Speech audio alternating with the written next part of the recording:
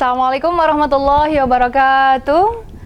Pemirsa TVRI Jambi dimanapun Anda berada, senang sekali saya Mawaddah Warahmah kembali menjumpai Anda dalam program acara Hidup Sehat.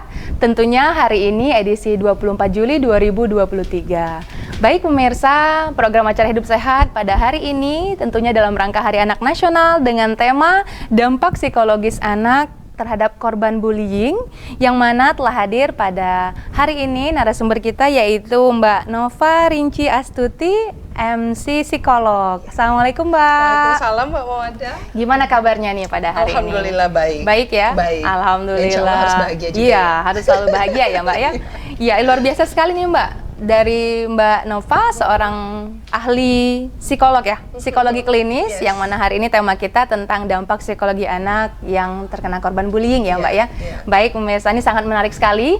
Kami menantikan partisipasi Anda. Bagi Anda yang ingin menghubungi kami melalui line telepon di nomor 66385, atau bagi Anda yang berada di luar daerah kota Jambi, silakan menambahkan kode area 0741 atau di nomor 08117433 133. Silakan menghubungi studio TVRI Jambi untuk bertanya seputar tema kita pada hari ini.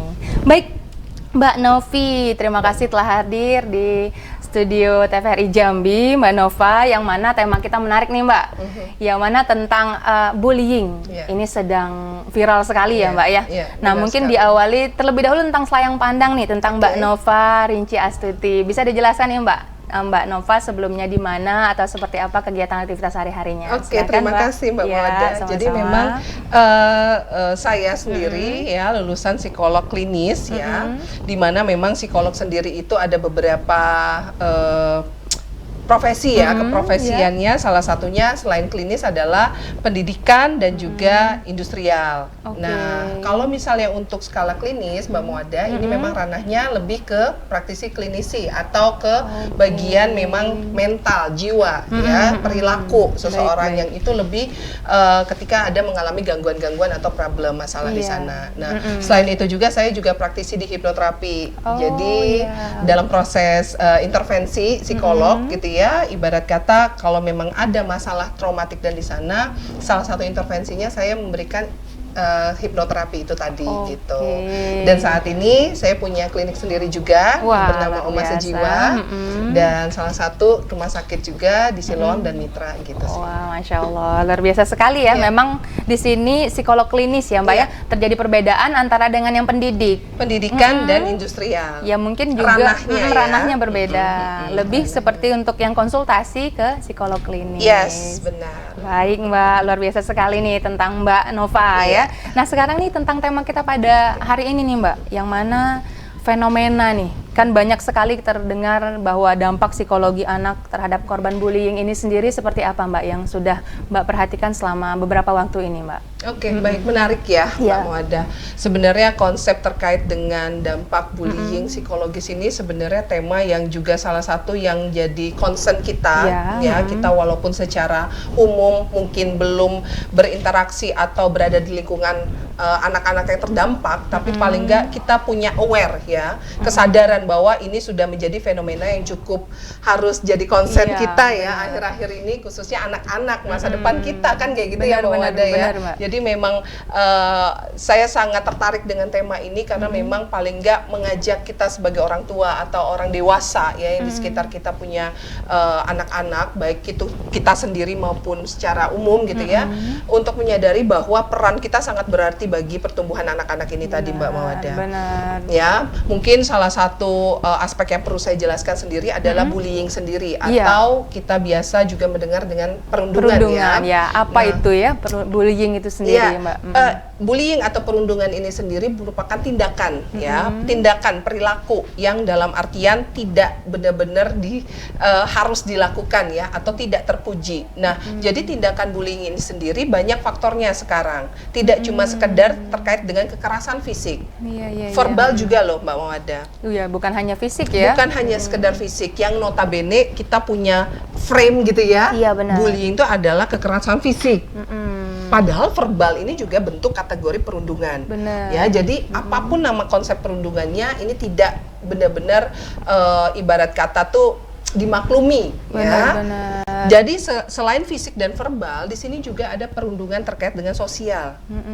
Nah, di sosial tuh dalam artian kayak dikucilkan, udah mulai dijauhi. Nah, akhir-akhir ini klien yang datang, pasien anak remaja, itu kebanyakan juga ada perundungan secara sosial. Gitu. Dan yang paling agak juga cukup sekarang nih dekat sama kita adalah cyber. Ya, cyberbullying. Dalam artian ternyata secara virtual kita juga bisa terdampak dari kasus perundungan itu tadi, Mbak Mawada. Iya, bukan harus selalu tindakan ya, Mbak ya? Ya, gitu ya. Jadi ini yang harus disadari bahwa konsep sekarang bullying atau perundungan itu sudah cukup luas.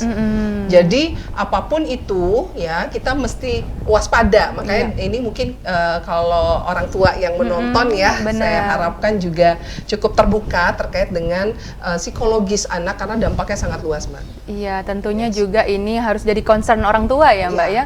Tidak hanya dalam perbuatan, tapi juga dalam verbal pun juga. Ini tambah edukasi nih untuk pemirsa TVRI Jambi nih tentunya, Mbak Nova. Nah, kemudian secara luasnya ya, Mbak. Kalau untuk secara spesifiknya kan lebih ke tema kita terhadap gangguan mental jadinya ya, Mbak. Nah, itu gangguan mental anak itu sendiri seperti apa nih, Mbak? Bisa dijelaskan? Baik. Ya, jadi memang dampak terkait dengan perundungan atau bullying ini kan ya Mbak Mawada, ini tidak cuma sekedar dialami oleh anak-anak. Iya, benar. Aspek usianya ini luas sebenarnya. Cuman ya, yang jadi problem adalah masa-masa anak-anak dan remaja ini emosionalnya masih belum stabil. That's why kenapa cukup banyak terlihat itu dari rata-rata anak-anak dan remaja. Iya, kuat pengaruhnya terhadap umur-umur yang rentannya di situ, gitu ya, karena emosionalnya masih belum stabil. Kalau dewasa sudah cukup tahu nih, punya ada filter gitu ya, kapan bicara, ini menyakitkan atau enggak gitu ya, karena tujuan dari bullying itu sendiri adalah menyakitkan, menyakiti gitu ya, mengintimidasi gitu ya. Ibarat kata tuh benar-benar menyalahin. Memang tujuannya itu adalah untuk menyakitin tadi gitu ya, si korban tadi. Nah, dampaknya sangat luas, apalagi terkait dengan yang korbannya. Ya, kalau kita ngomongin aspek korban, bahkan dampak itu juga bisa di aspek ke pelakunya.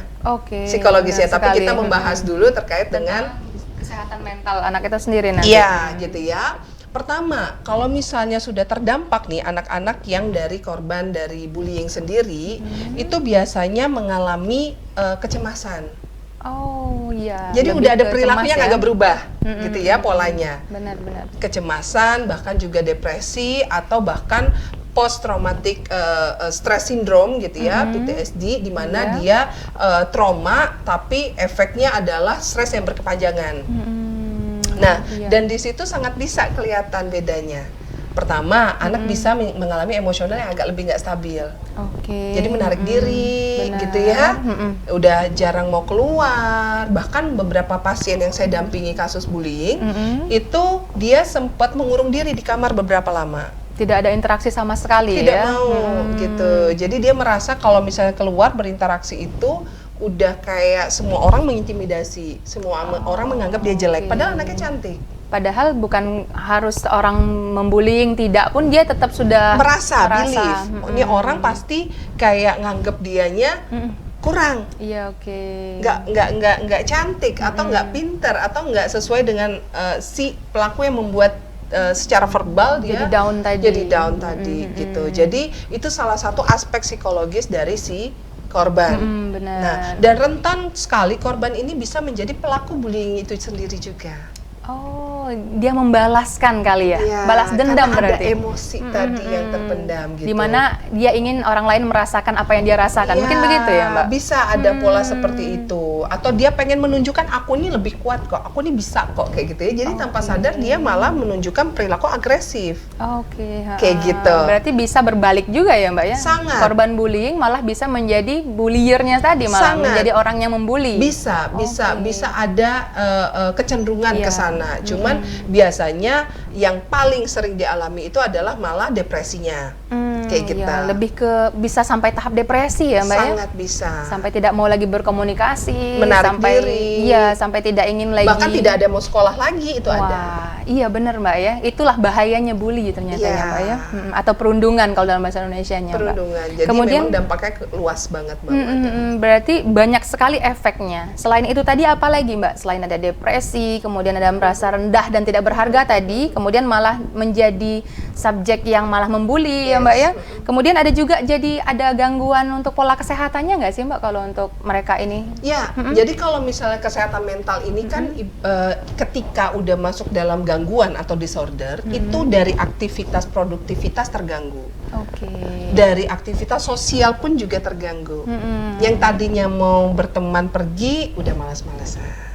Yang tadinya aktif cerita, tiba-tiba tertutup. Berubah total. Berubah secara perilaku. Jadi yang paling kelihatan dalam kategori gangguan adalah ada perbedaan pola atau perilaku Mbak Wada. Gitu di situ. Jadi kalau sudah ada tanda-tanda seperti itu, ya sebaiknya kita juga cukup mewaspadai ya, udah mulai kayak jadi sinyal kayak gitu ya. Tidak hanya sebatas kayak perubahan mood aja, tapi lebih ke perilakunya Mbak Mawada. Benar Mbak. Di situ. Nah, kalau perubahan moodnya yang tadi saya bilang, ada pasien saya yang seharian tuh sampai histeria kayak nangis berkepanjangan, nggak selesai-selesai. Nah, itu juga dampak juga tanpa sadar dari perundungan itu. Baik, menarik sekali materi kita nih Mbak, tapi mohon izin kita jeda terlebih dahulu ya Mbak ya. Baik pemirsa, tetaplah bersama kami akan kembali setelah pariwara berikut ini.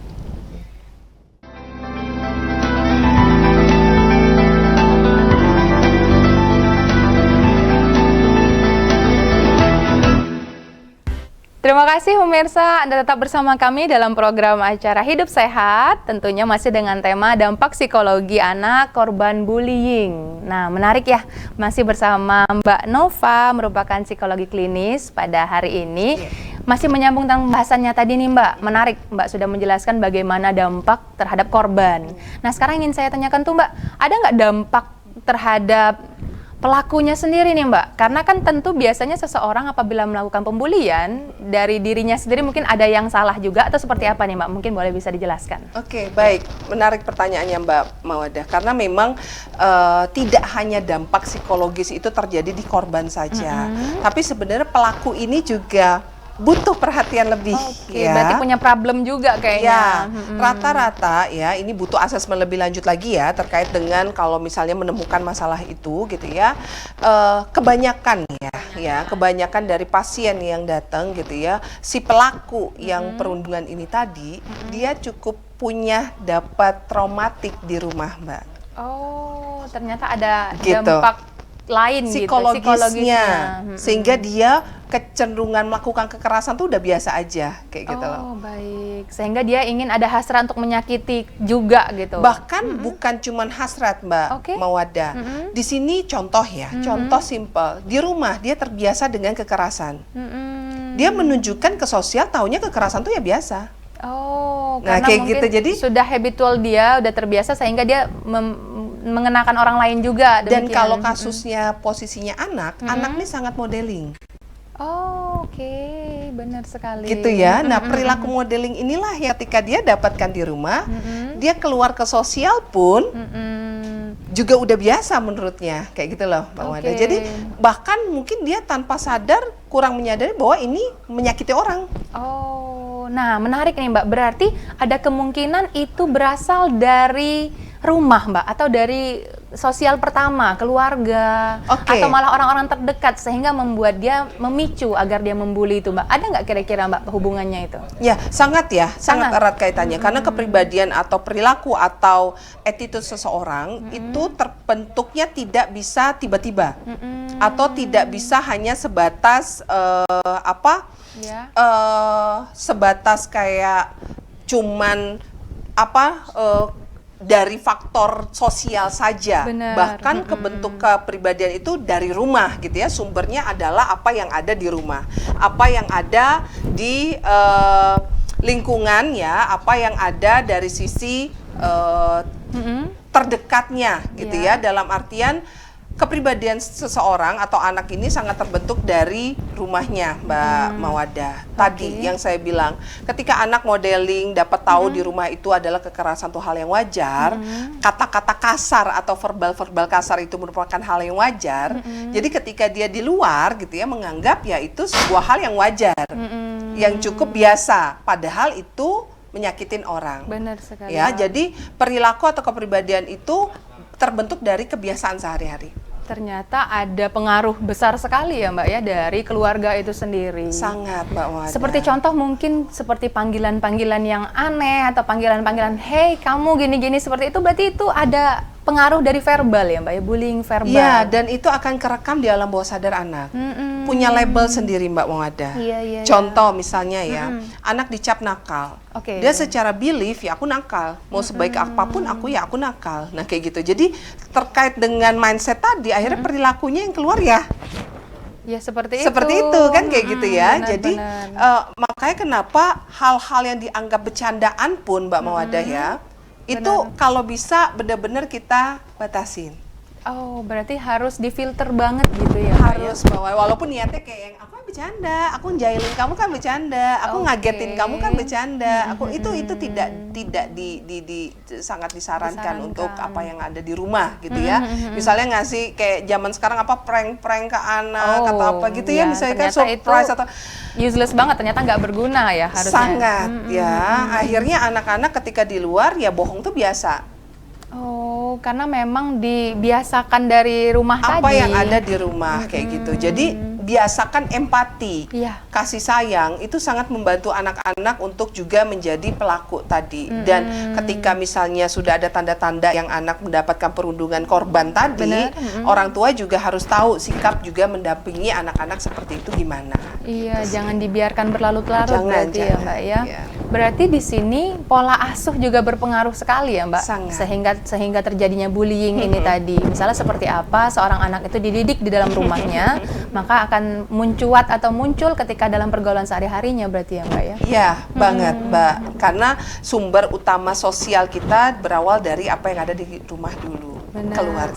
Sekali. Jadi membangun mental ya positif pada anak itu sumber utama ada di rumah. Baik. Gitu. Berarti itu gimana Mbak kalau yang orang tua yang sibuk, orang tua yang tidak sempat memperhatikan anaknya. Nah, ini kan sekarang yang jadi memang sering terjadi fenomena nih Mbak. Nah, malahan mungkin orang tuanya tidak peduli nih Mbak. Kalau anaknya ternyata suka membuli atau anaknya korban bullying, itu seperti apa menurut Mbak sendiri sebagai psikolog Mbak? Oke, ini ya sangat menarik ya tanggung jawab orang tua sekarang, apalagi banyak juga terkait dengan kesibukan gitu ya, berkarir dan lain-lain. Sebenarnya mendampingin anak itu bukan masalah berapa jam, berapa kuantitas ya, tapi lebih ke kualitas. Ibarat kata dengan waktu yang sedikit pun kita dapat berdialog sama anak, kita mendengarkan apa yang dia rasakan hari itu sudah cukup berarti terkait dengan mentality anak loh Mbak Mauda. Oh, jadi walaupun sesibuk apapun orang tua ya Mbak ya? Bukan kuantitasnya, tapi lebih ke kualitasnya. Seberapa intens, sejam 2 jam pun kalau itu intens sangat berarti. Ini enggak yang ditanyain, gimana nilainya lulus enggak kan gitu.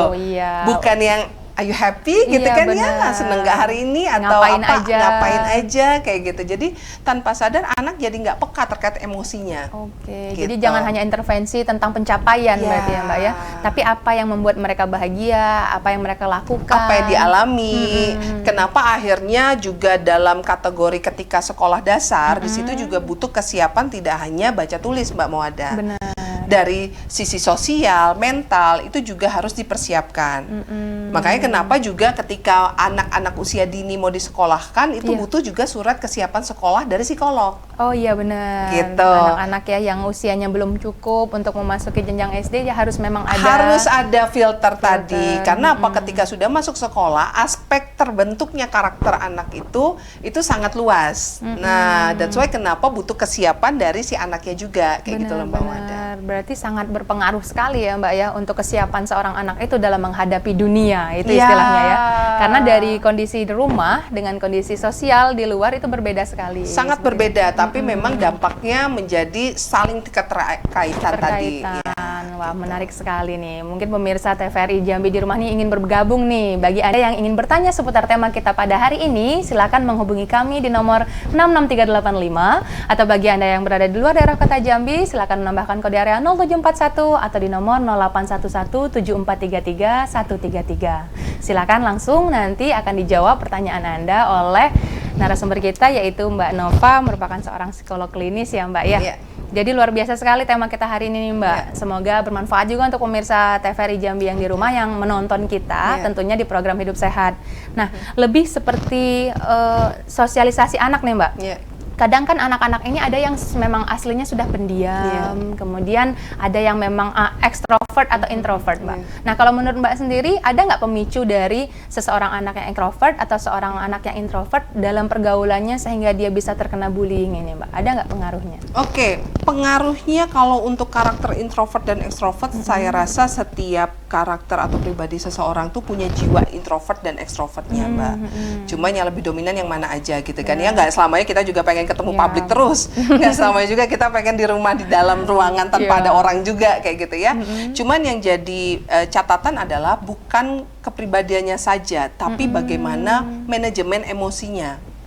Oke, ternyata berpengaruh bagaimana dia bisa memanage emosinya sendiri. Dan kebanyakan pelaku perundungan itu sendiri, Mbak Mawada, secara emosinya udah dingin. Empatinya sudah bermasalah, nah gitu ya. Berarti sudah terkena dari, dia udah nggak care lagi dengan sesama atau lingkungannya, seperti itu berarti. That's why kenapa alasan dia menyakiti orang.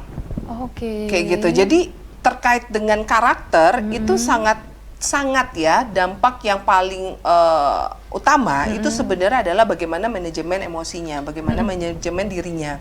Contoh, ada anak tertutup, tapi dia punya pemahaman atau dari keluarganya gitu ya, dari basic karakter kepribadian di rumah, dia dibangun untuk bisa tahu mana yang baik untuk dia, mana yang enggak. Kayak gitu ya, mana yang perlu didalami, mana yang enggak, kayak gitu ya. Nah, sehingga dia punya filter. Ini aku harus hindarin teman seperti ini. Ini aku harus gini dan lain-lain. Nah, jadi ketahanan mentalnya lebih terbentuk, Mbak Mawada. Gitu. Tapi kalau misalnya ekstrovert aja gitu ya, dia tanpa bisa memanage emosi ya, mana yang perlu ditemenin, mana yang perlu dihindarin, mana yang perlu diambil, mana yang enggak gitu ya, itu juga tidak cukup gitu. Jadi memang harus penting sekali untuk di rumah, kecerdasan secara emosional itu juga salah satu faktor. Berarti harus balance juga ya Mbak ya. Itu pentingnya pola asuh dari orang tua sendiri yang memang mengajarkan dari awal ya Mbak ya. Iya, karena balik lagi kan yang tadi saya sampaikan ya Mbak Mawada, orang tua ini terbiasa menanyakan lebih ke akademisnya, kecerdasan secara intelektualnya. Kadang lupa bahwa kecerdasan emosional ini juga sangat berpengaruh penting ketika dia menjalani tugas. Pintar aja tapi nggak pede gimana Mbak? Iya, nggak bisa dong ya Mbak ya. Dia nggak akan berani, tidak bisa menunjukkan kemampuannya itu tadi gitu ya. Bisa show up, statementnya nggak akan keluar gitu ya. Gitu. Dan manajemen emosi ini dibangun dari hal-hal yang terkait perasaan. Contoh tadi, kenapa kok kamu diem aja? Hari ini aku sedih Bu, soalnya misalnya temanku gitu ya ngambil alat makanku misalnya kayak gitu ya. Nah pada saat itu ya ditanya, divalidasi gitu kan. Kamu sedih, is okay, sedih. Terus kamu bilang apa waktu itu? Kayak gitu. Jadi ada cara yang kita juga share ke anak-anak ketika melakukan atau dapat hal-hal yang emosional tadi, apa yang harus dilakukan? Iya, bukannya hanya disalahkan ya Mbak ya.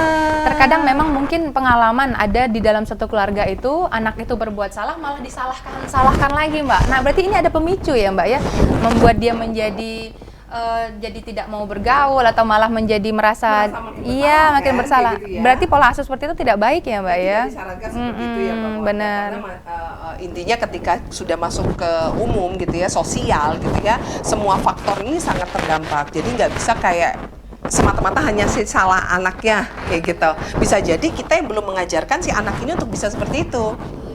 kayak gitu. Ya kamu kenapa nggak ngomong? Ya selama ini kalau dia ngomong gimana? Iya benar. Ya kan nggak didengar juga. Makin disalahin gitu Itu. kan, atau makin disudutkan. Jadi makin takut untuk bercerita ke orang tua. Nah, itu banyak terjadi nih Mbak, hal-hal seperti ini nih Mbak. Itu gimana cara kita untuk mengantisipasinya, atau untuk orang tua yang ada di rumah nih Mbak? Apa sih solusinya nih Mbak untuk hal ini? Karena sering sekali memang saya terjadi dan terdengar hal tersebut. Ketika anaknya salah sampai di rumah malah nggak mau cerita tadi Mbak, karena takut disalah-salahkan.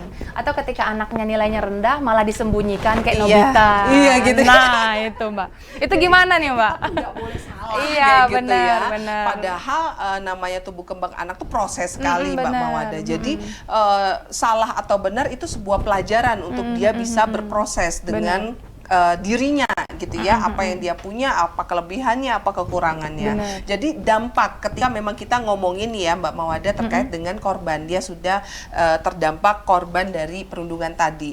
Ketika ada orang tua yang memang mungkin melihat perubahan perilaku, ciri-ciri yang seperti tadi kurang lebih saya sampaikan gitu ya. Pertama bisa yang dilakukan adalah bertanya sama anak. Validasi dulu emosinya. Kok kelihatan beberapa hari ini kamu sedih ya? Gitu ya. Membuka seperti itu. Kenapa? Apa? Kok kayaknya nggak? Kalau misalnya memang sudah dalam kategori ada insomnia, gangguan cemas, gangguan perilaku, memang sebaiknya dibawa ke profesional ya, Mbak Mawada. Karena memang itu sudah dampaknya sudah cukup ke psikis, mental gitu ya. Jadi kalau hanya sebatas orang tua ini takutnya butuh waktu yang lama. Ya, beda kalau sebelumnya. Jadi kalau kita ngomongin masalah yang sudah terdampak korban perundungan tadi, pertama adalah validasi dulu emosinya. Kalau misalnya dia nggak mau sama, kan kadang orang tua ini ada yang deket ya. Iya, ada yang anaknya ada yang sama mau sharing, ada yang sama bapak atau bahkan sama nenek kakek gitu ya. Jadi kalau bisa gunakan dulu orang yang paling nyaman. Oke, berarti kalau dia takut sama ayahnya, sama ibunya dulu nih pendekatan gitu ya, atau kakaknya dulu deh Kak, tanya deh gitu ya, kayaknya ada yang berubah. Jadi ada tekniknya ya, ada caranya. Semakin peka gitu ya, lingkungan keluarga itu menumbuhkan empati anak. Oh aku dipedulikan ya. That's why kenapa akhirnya tumbuh nih dia peduli juga sama dirinya dan lingkungan. Iya benar. Nah, kayak gitu. Jadi yang kedua bisa ketika udah ngelihat nih perilakunya agak bermasalah, dia bisa mencari kesibukan yang menyenangkan. Oh benar. Ya, jadi ada musik misalnya. Ada tambahan aktivitas yang menyenangkan dia gitu ya. Gitu. Itu juga bisa mengalihkan ya, mengalihkan pikiran yang tadi dia merasa insecure gitu ya, nggak pede. Nah gitu sih Mbak Mawada. Ya berarti banyak pengaruhnya yang akan membuat dia bisa lebih baik lagi berarti ya Mbak ya, dari pola asuh orang tua tadi juga begitu Mbak. Jadi support di lingkungan ketika udah tahu terdampak ini sangat penting sih Mbak Mawada. Atau bahkan kita bisa membantu anak-anak untuk bisa memfilter sosial yang positif gitu ya, dengan memperkenalkan sedini mungkin apa ya dampak sosial gitu ya. Terus mengajarkan anak ngikutin juga kita beraktivitas biar dia tahu mana-mana, dan sekali lagi juga membangun habit positif dari apa yang kita pengen anak itu lakukan kayak gitu ya. Jadi bukan nyuruh tapi kita juga ngelakuin Mbak Mawada. Oke, jadi ada boundingnya ya antara orang tua dan anak, dan juga kesiapan dia untuk menghadapi dunia luar sosial itu tadi dimulai dari orang tua ini tadi ya Mbak ya. Nah mungkin juga terkadang ada orang tua yang pola asuhnya mungkin sekarang ini kan sangat berbeda nih Mbak ya. Pola asuh orang tua zaman dulu di mana dengan adanya tindakan fisik maka anak jadinya nurut Mbak. Nah mungkin bisa Mbak saling sharing nih Mbak, bagaimana pendapat Mbak akan hal itu, dan bagaimana kita bisa untuk memberi masukan kepada orang tua yang sekarang bahwa pola asuh yang itu sudah tidak lagi baik, atau malah mungkin ini ada yang lebih baik nih Mbak gitu kan. Oke, baik. Nah itu gimana Mbak kalau untuk jadi hal gini itu? Ya Mbak Mawada ya, parenting itu sangat menarik. Dia tidak punya kayak bener-bener pattern gitu ya, baiknya bla bla bla bla bla gitu. Aturan rule pastinya itu nggak ada. Karena masing-masing anak tuh unik. Masing-masing keluarga tuh punya kelebihan dan kekurangannya masing-masing gitu ya. Cuman yang paling disadari adalah selalu saya ingatkan gitu ya, baik ke diri saya juga sebagai orang tua maupun tentunya ke pasien saya juga gitu ya. Jadilah orang tua yang kita pengen anak itu jadi kayak gitu. Jadi orang tua yang kita itu anak pengen jadi seperti itu. Jadi secara mindset, secara perilaku kita akan terjadi ya sistem gitu ya. Perilaku yang juga aku pengen anakku agak perasa nih, aku lebih sayang nih gitu ya. Jadi terkadang kita hanya menuntut tapi lupa lupa bagaimana kita mengarahkannya gitu ya Mbak ya, atau bagaimana kitanya menghadapi. Ya, karena apa? Anak itu adalah konteksnya peniru yang ulung, bukan pendengar. Jadi dia sangat meniru apa yang ada kita lakukan. Bahkan itu sangat bisa dibentuk dari dini sekali. Iya benar-benar, seperti kayak kalau kebiasaannya dari ibu yang biasa ayah selalu menolong ibu, nanti walaupun anak laki-laki ataupun anak perempuan, dia tetap karena sudah melihat ya peniru ulung tadi, maka si anak laki-laki itu pun juga akan bantu ibunya. Berarti itu memang benar-benar akan terjadi real ya Mbak ya? Iya benar sekali. Bukan karena itu mah anaknya yang pintar, enggak ya? Tidak. Ini berarti kita mengubah mindsetnya. Perilaku itu terkait dengan kebiasaan.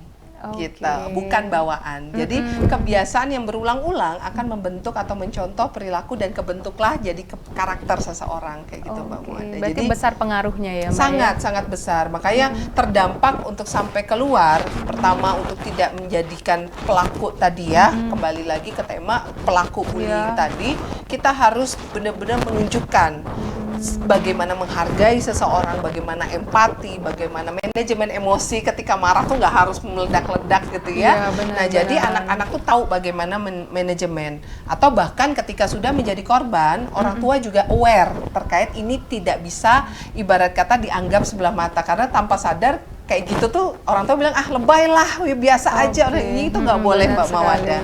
Nah itu berarti orang tuanya harusnya seperti apa nih Mbak? Karena kan sudah tadi dijelaskan seperti apa dampak psikologis terhadap anak tersebut. Nah sekarang nih di orang tuanya nih harusnya seperti apa menghadapi apabila anaknya merupakan korban bullying nih Mbak? Itu seperti apa harusnya orang tuanya? Baik, jadi orang tua pertama kali ini yang paling penting adalah peka apakah memang anak ini sudah ada perubahan perilaku.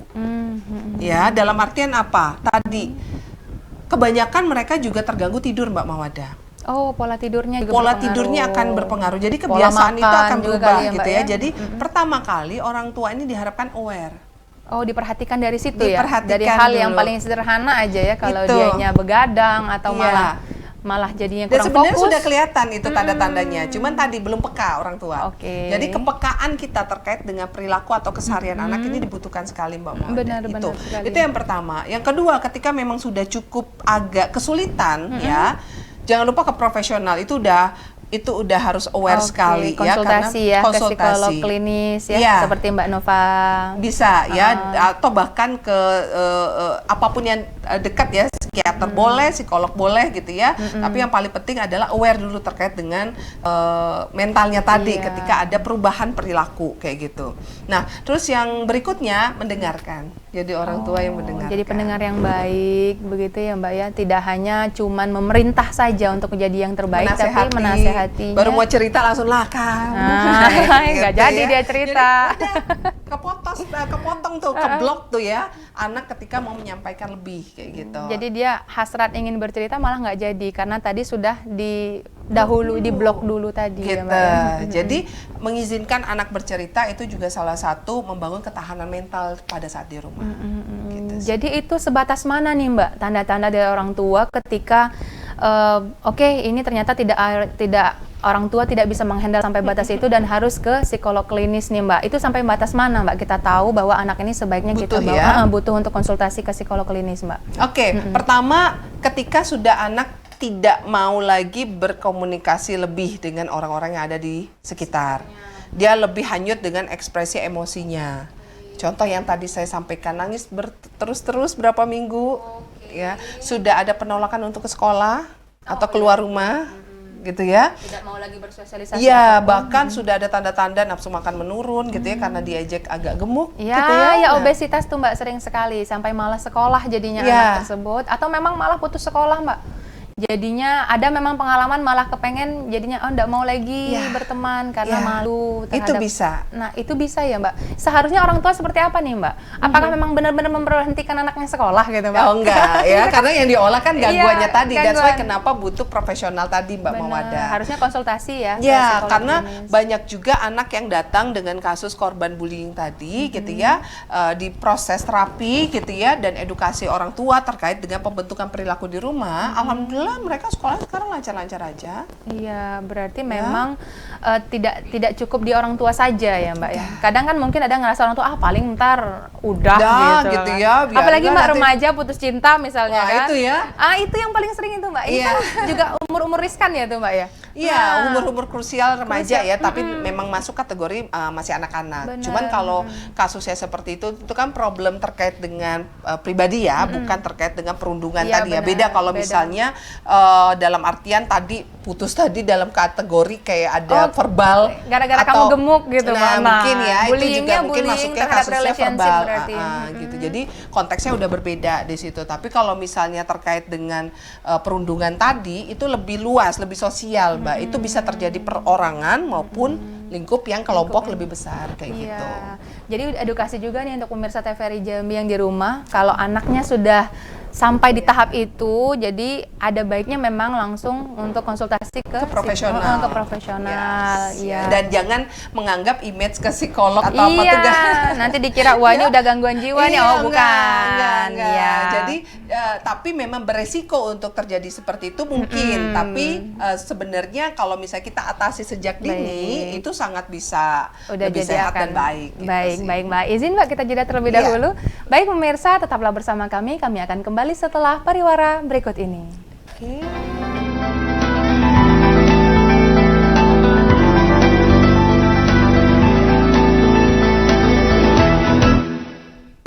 Terima kasih pemirsa, Anda tetap bersama kami dalam program acara Hidup Sehat, tentunya masih dengan narasumber kita yaitu Mbak Nova, seorang psikolog klinis yang luar biasa sekali. Tadi tema kita tentang dampak bagi terhadap anak korban bullying ya Mbak ya.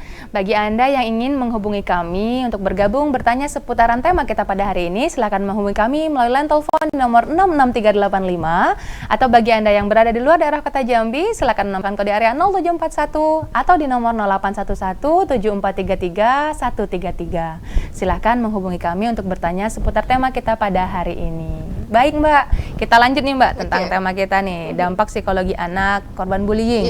Nah, sekarang yang ingin saya tanyakan nih Mbak, pengalaman Mbak sendiri nih Mbak, pernah menemukan pasien yang seperti apa, atau mungkin yang tahapannya sedang, atau memang udah tahapannya yang sangat krusial atau yang parah, itu seperti apa Mbak untuk anak yang psikologinya terganggu karena dampak bullying ini sendiri Mbak? Bisa diceritakan? Agak sedikit share ya Mbak Mawadah. Biar juga jadi tambahan pengalaman untuk pemirsa, mana tahu mungkin jadi ada niat untuk mereka malahan konsultasi jadinya. Kan, Mbak, oh ini kebetulan kurang lebih sama atau seperti apa gitu. Boleh silakan diceritakan Mbak. Jadi memang kembali lagi ya Mbak Mawadah, terkait dengan perundungan ini sendiri, sebenarnya aspek terkait usianya tadi tuh sangat cukup luas.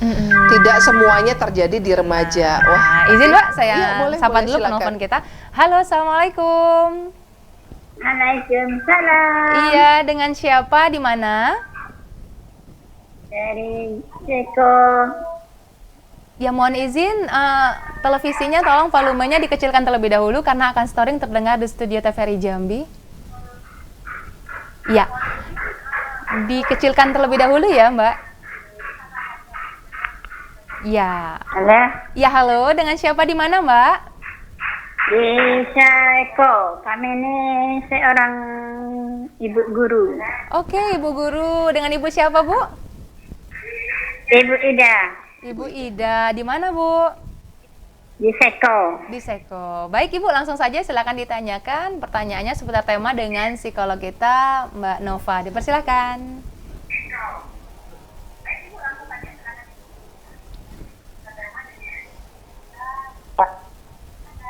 Assalamualaikum. Waalaikumsalam Ibu. Ini kami ini mau bertanya. Sekarang kan ini kan kurikulum merdeka. Oke, ya benar Bu. Anak-anak kita ini banyak kekeliruan ataupun bagaimana menghadapi sesuatu anak.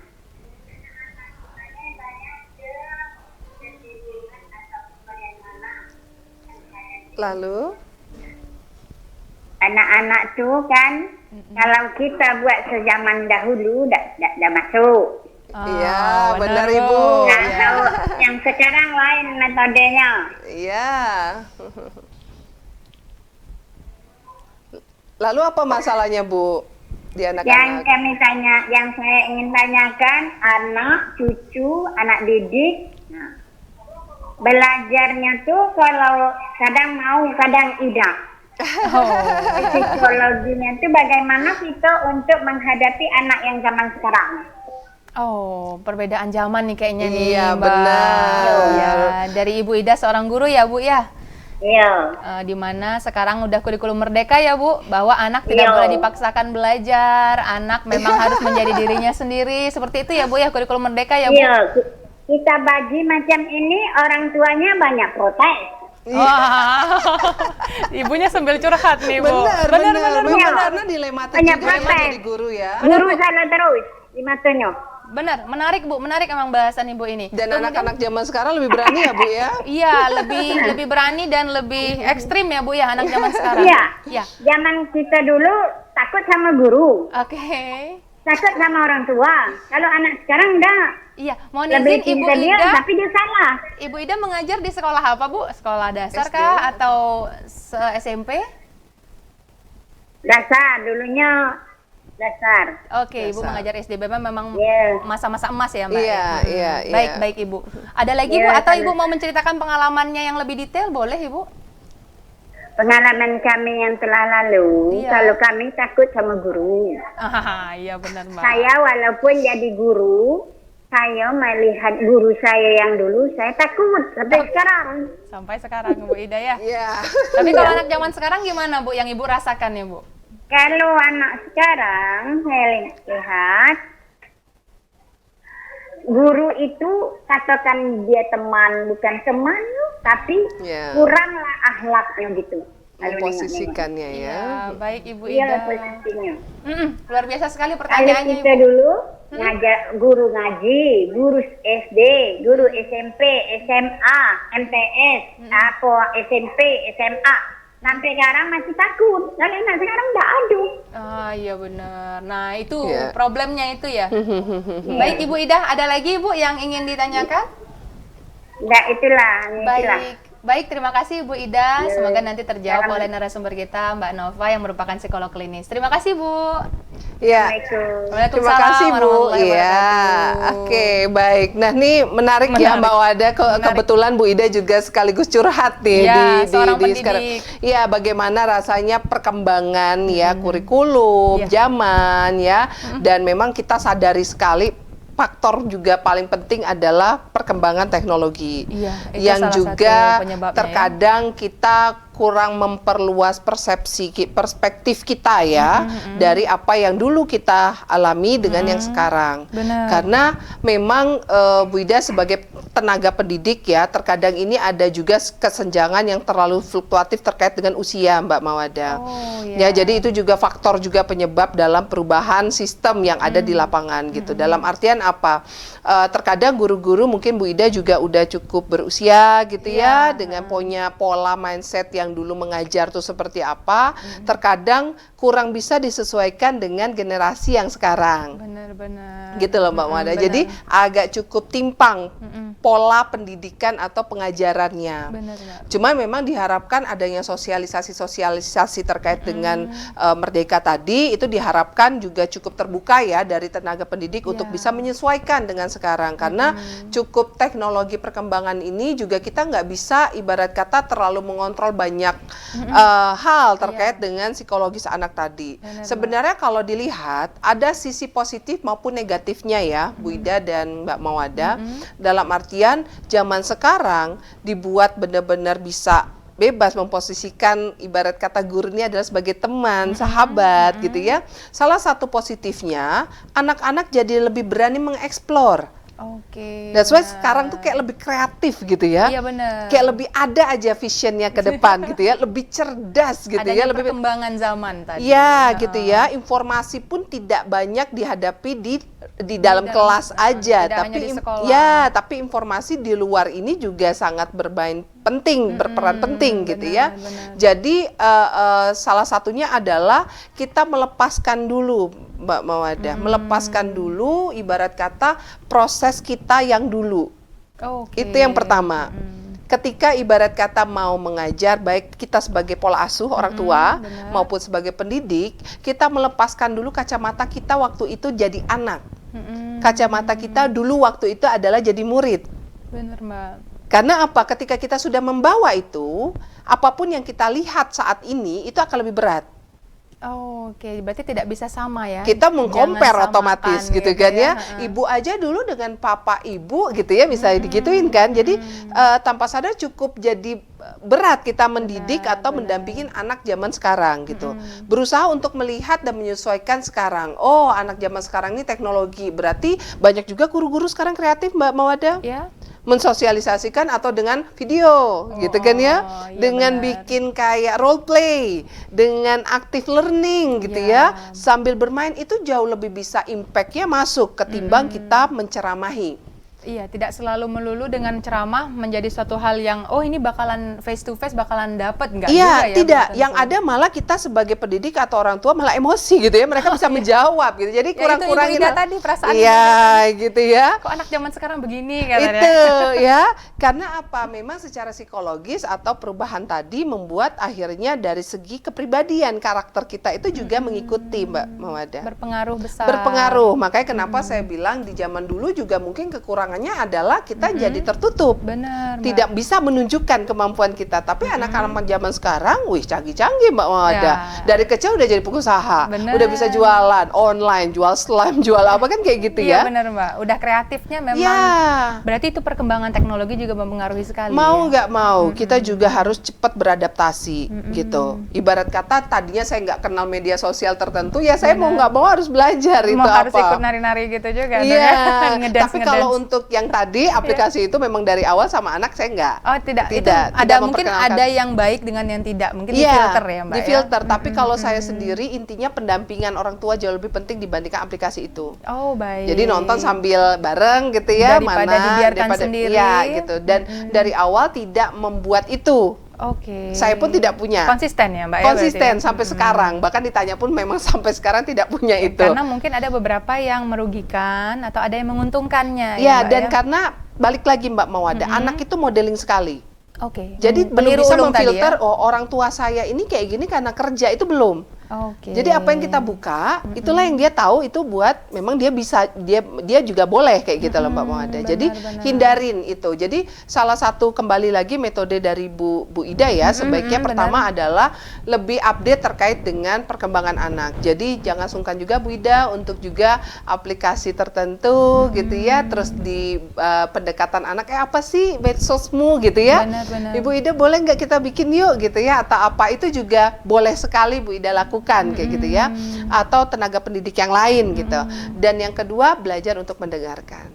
Oh iya, itulah berarti semoga terjawab ya untuk Ibu Ida yang ada di Roka tadi ya Mbak ya. Iya. Semoga untuk pola didik Ibu juga jadi lebih baik setelah ada masukan dari tentunya dari Mbak Nova. Dan pastinya menghindari stres tadi ya, dengan terlalu banyak memberikan nasihat yang ada malah kita juga cukup tertekan. Benar, berarti untuk Ibu Novanya, Ibu Ida tadi juga ada masukan-masukan tertentu ya Mbak ya, sehingga dianya tidak harus menonton dengan pola ajar yang lama. Iya, benar Baik sekali. Mbak, tampaknya kita sudah berada di penghujung nih Mbak. Boleh kesimpulannya dulu nih Mbak untuk program acara Hidup Sehat kita pada hari ini. Oke, nggak kerasa ya Mbak Wada ya. Nggak kerasa, Gitu apalagi ya. menarik ada Ibu Ida bergabung bersama kita tadi ya. Iya, benar. Jadi semua hal yang memang fenomena disampaikan oleh Ibu Ida tadi yang dialami beliau. Ya, silakan Mbak kesimpulannya pada program kita pada hari ini. Baik, pada dasarnya psikologis perundungan pada anak ini bersumber dari apa yang ada di rumah Mbak Mawada.